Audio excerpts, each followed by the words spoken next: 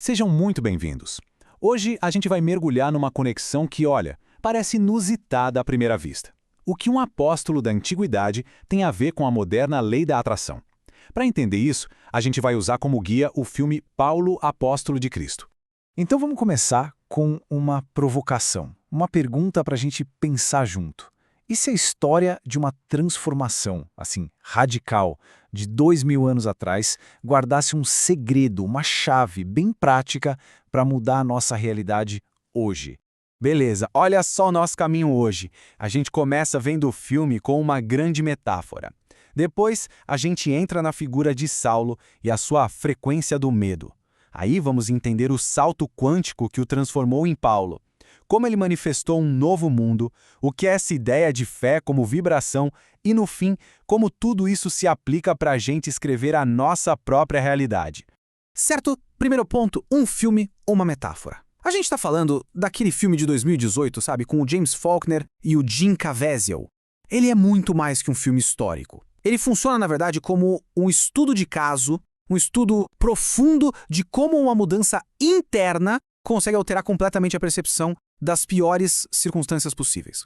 É por isso que ele é uma metáfora perfeita para a lei da atração. Agora vamos para o nosso ponto de partida. Saulo e a frequência do medo. Porque, antes de existir o apóstolo Paulo, existia Saulo de Tarso. E a realidade dele era literalmente um espelho do que ele carregava por dentro. E para entender o Saulo, a gente precisa falar de um conceito-chave, o autoconceito. A ideia é bem direta, na verdade. Pensa assim, tudo que acontece do lado de fora é só um reflexo de quem a gente acredita que é, lá no fundo. E olha que impressionante essa comparação. De um lado, Saulo de Tarso. A visão de mundo dele? Inimigos, heresia. A emoção que dominava? Medo e ódio. E o que ele criava com isso? Perseguição e conflito. É um contraste gritante com o que o apóstolo Paulo veria a ser. Uma realidade totalmente diferente, que ele mesmo criou. E aí vem o ponto de virada. O salto quântico para Paulo. Porque a transformação na estrada para Damasco, não foi só uma mudança de ideia, de agora eu penso diferente. Foi uma troca completa de identidade, um verdadeiro salto quântico. A gente pode interpretar aquele evento como basicamente uma reprogramação total do subconsciente dele, como se o software interno tivesse sido completamente reinstalado. Ok, identidade reprogramada. Mas, e na prática? Como isso funciona? É isso que a gente vai ver agora em Manifestando um Novo Mundo. Vamos analisar como esse novo Paulo colocou tudo isso em ação no lugar mais improvável de todos, criando liberdade de dentro de uma prisão. E aqui ele demonstra uma técnica que é, fundamental para quem estuda a manifestação. É a prática de viver no fim. Ou seja, sentir as emoções do que se deseja, muito antes daquilo acontecer de fato. Pensa bem, ele está numa prisão romana, mas Paulo já era livre.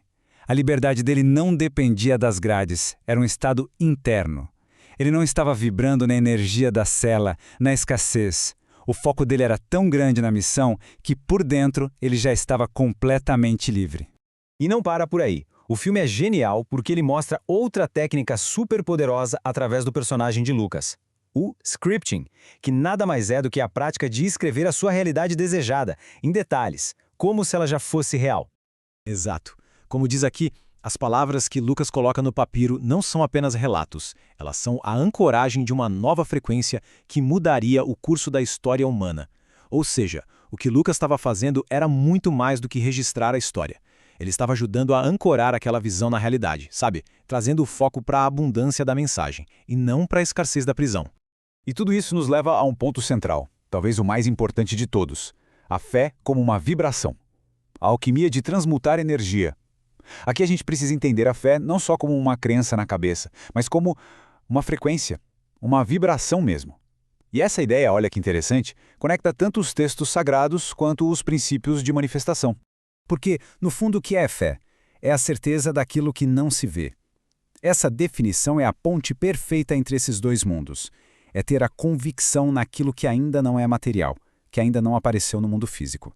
E essa escala aqui mostra isso de forma perfeita. Lá embaixo, no primeiro degrau, a gente tem Saulo operando no ódio, no medo, mas o que Paulo faz? Ele sobe essa escada, ele passa pela neutralidade, pelo perdão, até chegar lá no topo, na frequência altíssima do amor e da gratidão. Ele transmutou a própria energia. Pois é, Saulo era movido pelo ódio, uma frequência superdestrutiva. A transformação fez ele operar a partir do amor. E o perdão foi a chave de tudo. Perdoar os seus próprios algozes foi o que limpou o canal dele para a manifestação. Essa alquimia mental é o que permite manter essa vibração elevada, capaz de criar o que muitos chamariam de milagres. Certo. Chegamos ao nosso último ponto. Depois de toda essa jornada, a pergunta que fica é: o que a gente tira disso? Qual é a grande lição sobre o nosso poder de escrever a própria realidade? A primeira grande lição é essa: correntes físicas são irrelevantes quando a mente está em liberdade. O poder de verdade, a liberdade de verdade, não está lá fora. É um estado interno. Não depende do que está acontecendo ao redor. E aqui vem um ponto crucial da lei da atração que a história de Paulo exemplifica perfeitamente. Atrai-se aquilo que se é. Não é sobre atrair o que se quer, mas sim o que se é na essência. Paulo não só pregava amor e graça, ele se tornou o amor e a graça. E por isso, ele manifestou isso no mundo. E para fechar, a mensagem final é talvez a mais poderosa de todas. A transformação de Saulo em Paulo é a prova definitiva disso. Mude a sua história interna. Mude a narrativa que se conta. O mundo lá fora, ele não vai ter outra escolha. Ele vai ter que se reorganizar para espelhar essa nova verdade.